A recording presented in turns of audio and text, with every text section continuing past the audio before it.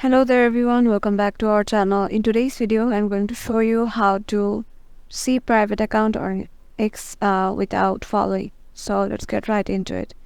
Head over to your browser, then search for X or Twitter.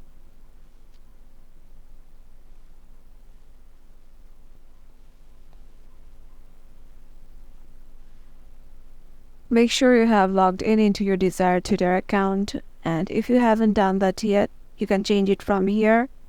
And this application is both works for on your phone's application and website too.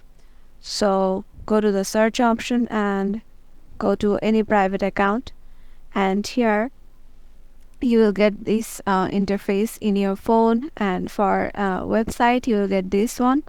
And in the top section you can see some people have tagged this private account. So here you will able to see the option, able to see the tweets that have interacted with this private account, and you can just guess from it right here what this account is currently doing or what is going on.